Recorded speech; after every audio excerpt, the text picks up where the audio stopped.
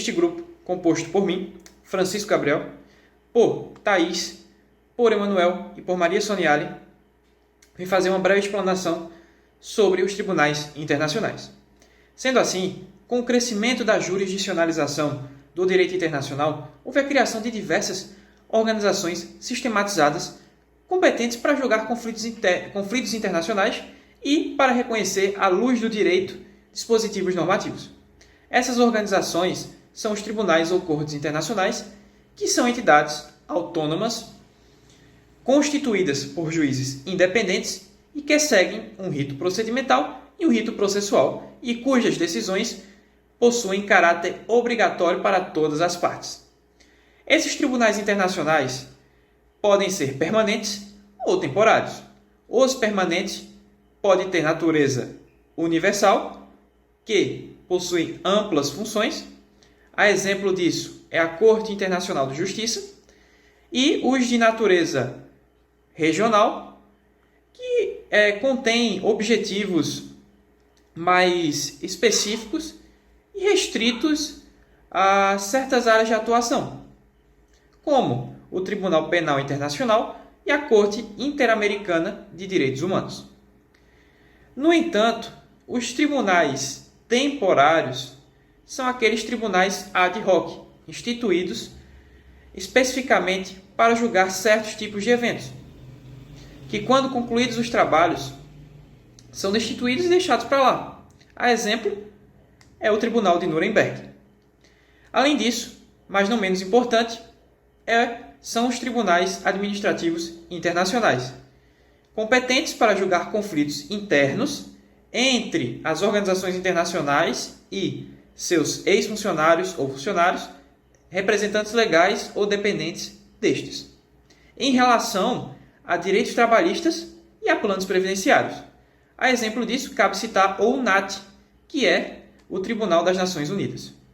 Um exemplo de tribunal internacional é a Corte Internacional de Justiça, também conhecida como CIJ, que foi criada no ano de 1945 e somente iniciou suas atividades no ano de 1946.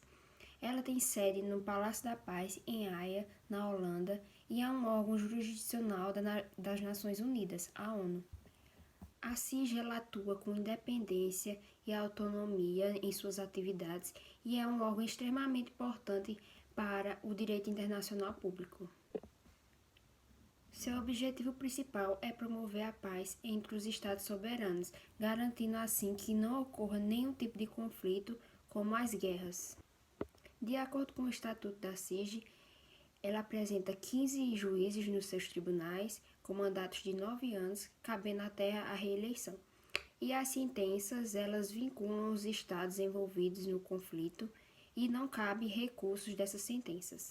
Dando continuidade aqui, eu me chamo Emanuel e nós vamos falar um pouco agora sobre o Tribunal Penal Internacional, dando continuidade no tema dos tribunais internacionais e sua grande importância.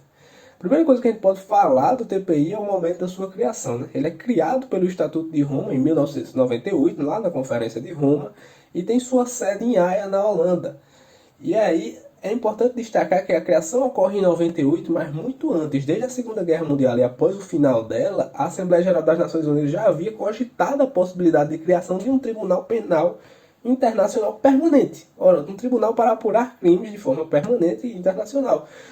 É evitar o problema que ocorreu com o Tribunal de Nuremberg e o problema do Tribunal de Tóquio, porque os crimes foram criados após o cometimento dos supostos crimes, ou seja, ferindo princípios de direito penal. Os tribunais são muito criticados, esses dois, por conta disso, doutrinariamente, né?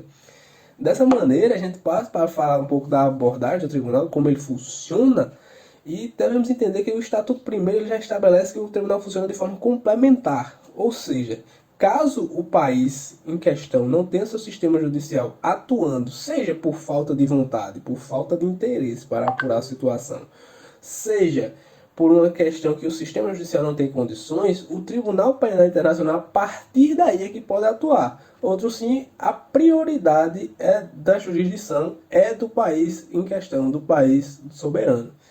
Dessa forma, a gente também tem que pontuar que são crimes específicos que são apurados no TPI, que é justamente elencado no artigo 5º e 6º do Estatuto de Roma, como o genocídio, os crimes contra a humanidade, crimes de guerra e crimes de agressão, e que a denúncia, o procedimento de denúncia, que aqui a gente entende no processo penal brasileiro, ele pode ser feito tanto pelo Procurador-Geral do TPI, como também por um Estado soberano, que assim pode ser feito. E aí o procedimento segue para primeiro ser avaliada a admissibilidade, e caso seja admitido, seja avaliado, por exemplo, que tem todos os pré-requisitos para ali estar, né? Se o crime está adequado, se o país em questão, onde o acusado está, não está atuando, aí o julgamento segue. E as penas podem variar, chegando até 30 anos no máximo, e excepcionalmente penas de prisão perpétua.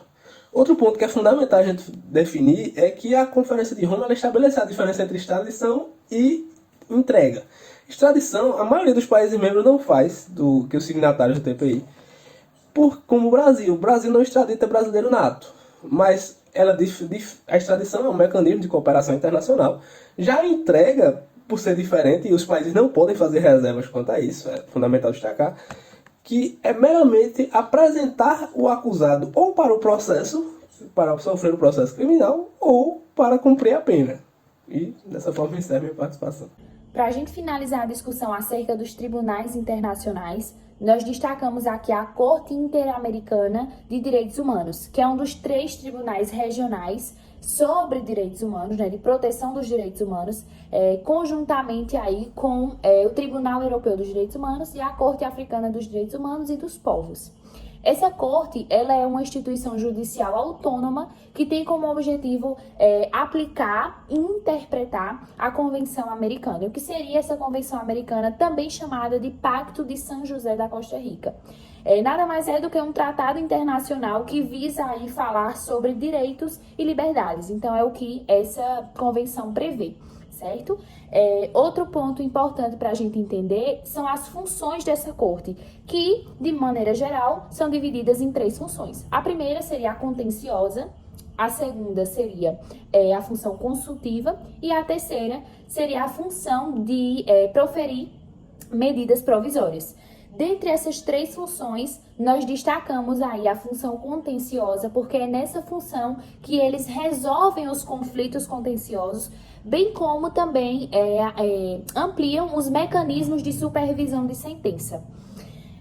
Ademais, são 20 estados que fazem parte, que compõem e que reconheceram a competência da Corte. Dentre esses 20 estados está o Brasil. Também é importante a gente compreender que a Corte ela é composta por 7 juízes e juízas de seus respectivos estados-membros. E, por fim, atualmente, a Corte Interamericana, ela possui um estatuto vigente desde 1979, como também um regulamento desde 2010, 1º de janeiro, passou aí a estar vigente. Então, esses 2, estatuto e regulamento, estão vigentes e é o que regulamenta e define as diretrizes da Corte. Então, finalizamos aqui a nossa discussão acerca de alguns tribunais internacionais, de forma breve, mas com os assuntos essenciais para compreender um pouquinho sobre a composição de cada tribunal.